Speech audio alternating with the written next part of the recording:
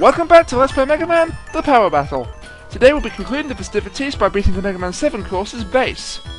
And the first boss we'll be taking down is Slash Man. Let's go, bub. Now in what will soon become a regular occurrence in this course, Slash Man behaves fairly similarly to how he did in Mega Man 7. His attacks are pretty much unchanged, and he has the same old erratic and unpredictable attack pattern as he did in that game, which can make him quite a tricky boss to deal with, especially if you choose to take him on later in the course, which I really wouldn't recommend because he has an attack that can do 1.5 bars of damage, so it can be quite difficult. On the other hand, if you take him on early, he's very easy. In fact, if I hadn't taken a cheap hit right at the end of the fight there, I would have gotten it perfect against him. As long as you have a little bit of luck on your side and you're pretty good at playing keep away with him, he's not that hard. What you don't want to let him do is get right up in your face, because that's when you'll start taking a lot of damage. Having consigned that Wolverine knockoff to the scrap heap, we now move on to perhaps my favourite Robot Master design of Mega Man 7, Shave Man. I mean, look at this guy. This guy is dapper as all hell. Look at that deep, gentlemanly bow. Shave Man is pretty much completely unchanged from Mega Man 7. In fact, the only thing that has changed are the effects of his attacks. Those little shots will no longer turn you to stone now when they hit you, they'll just do a tiny bit of damage, and his swoop attack won't suck life out of you. But these are the only changes. And it is kind of cool that because the boss whose weapon Shave Man was weak to in Mega Man 7 didn't actually make it into this game, Capcom decided to change Shave Man's weakness to the weapon that was the weakness of the boss that was cut from the game. Kinda neat, Capcom. Kind of neat. And the Slash Claw makes him go down very easy. It is kind of a shame that they didn't include an Easter egg where you could have played the Super Ghouls and Ghost theme while fighting Shave Man when you, I don't know, held down a couple of buttons before the fight. But he's still a good boss and he's still a cool design. I suppose our next Robot Master, Turbo Man, could also be said to have a cool design. But there's something about this boss that doesn't quite do it for me. I don't know why. Maybe it's the fact that he is completely unchanged from Mega Man 7, even more so than the other bosses in this course, and he just comes across as a very lazy addition to this game by Capcom. Maybe it's the fact that he's so incredibly easy. He only has 3 attacks, and the only way you'd ever get hit is if you weren't paying attention. Maybe it's the fact that those little flames he shoots out will do half a bar of damage each, and will actually trap you in place. Maybe it's the fact that this isn't even his theme music playing in the background. It's actually a remix of the intro stage from Mega Man 7. But for once I approve of this change because it's actually quite a good remix. I don't know what it is about this boss, but he's just kind of meh to me. And that glitch that happens will always happen every time you kill him. I have no idea why. In fact, the main reason I hate Turbo Man, right, I've just remembered, is because he reminds me that Jingle All the Way was a terrible film. And our next boss is just as much of a disappointment. It's Cloud Man, and this guy is absolutely pathetic. Now the only differences between this Cloud Man fight and the one in Mega Man 7 are that Cloud Man is slightly more floaty whenever he drifts towards you, and also the instant death pits are gone. But this fight is a piece of piss. All you have to do is stay in the corners of the room, super jump or wall jump over all the attacks that Cloud Man can throw at you, equip the burning wheel, and then let him have it. That's literally all there is to this fight. The only difficulty is that the burning wheel is slightly hard to control, but even then, yeah, it's a piece of cake.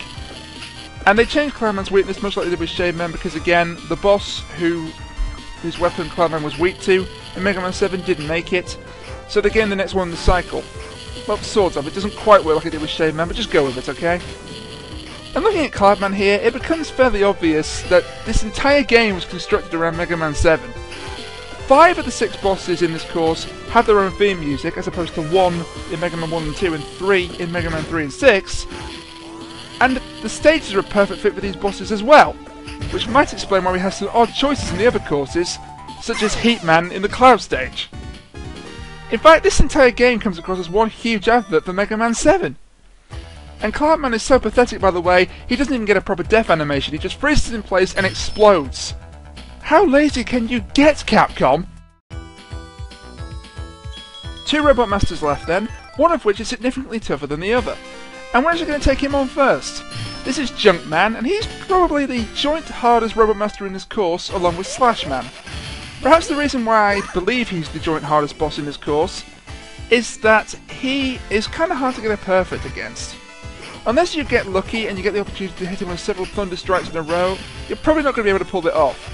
He's also quite an annoying boss to fight because two of his attacks, his junk shield and whenever he's firing off those little junk cubes at you, will render him completely invincible and all your attacks are useless. And when he jumps off the top of the screen like that, you need to get out of the way quickly because he comes down really fast.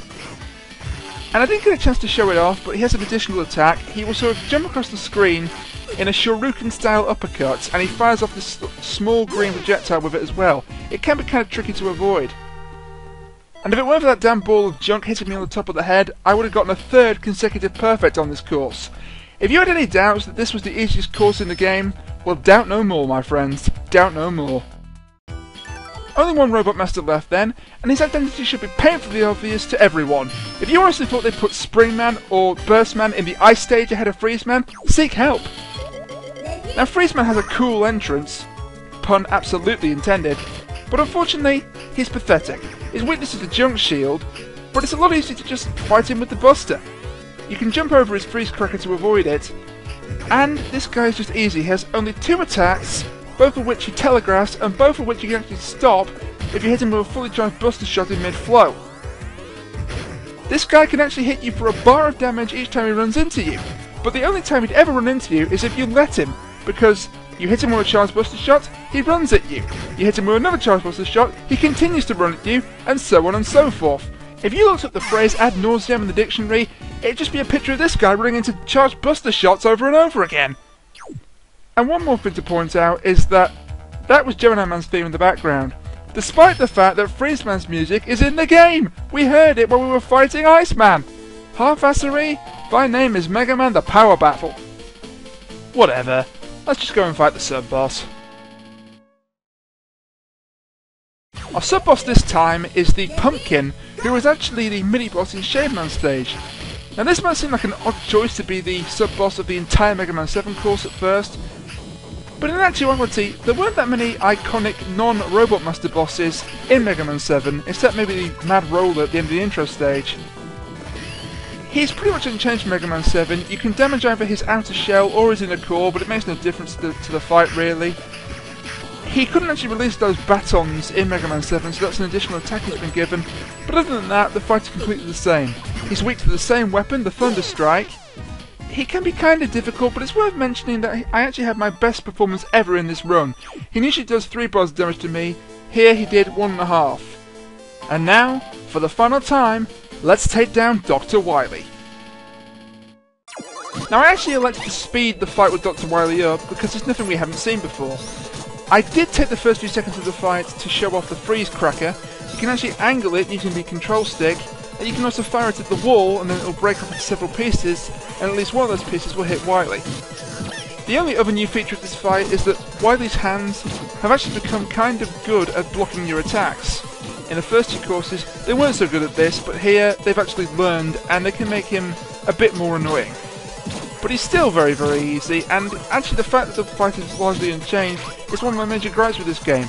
Would it really have killed Capcom to give us 3 separate Dr. Wily fights, 1 for each course? Would it? Really?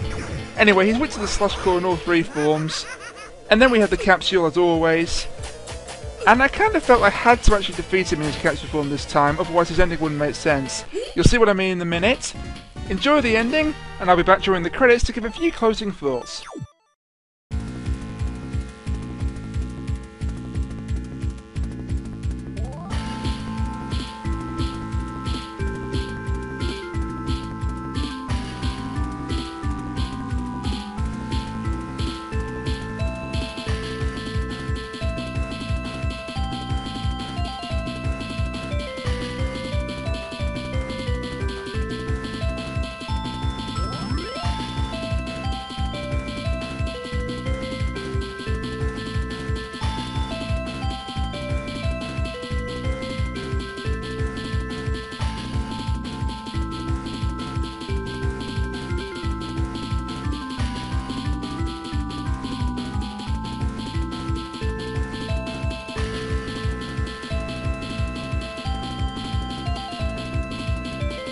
And with that, Let's Play Mega Man the Power Battle comes to an end. I will say that Bass's ending is probably my favourite of the three. It's got some killer music, and it actually has some relevance, albeit loosely, to the overall plot of the series. And Dr. Wily's new project that you just mentioned then will actually be mentioned in greater detail in the sequel to this game, The Power Fighters, in one of the endings in that game. This game is not without its flaws though. It comes across as quite half-assed, and I think CPC Gamer said it best actually when he said that it's like a Mega Man game developed by somebody that doesn't like Mega Man. Were it not for the fact that this was made by Capcom, I think he'd be 100% accurate. The sequel to this game, Power Fighters, is superior in every respect, and I will be Let's Playing that game, but not immediately. There's a couple of other projects I want to do first. And that group shot of Mega Man, Proto Man and Bass just looking awesome is the perfect way to end this. So thank you all for watching Let's Play Mega Man The Power Battle. I hope you're all enjoying it. I've been Rainiac, and I'll see you all later.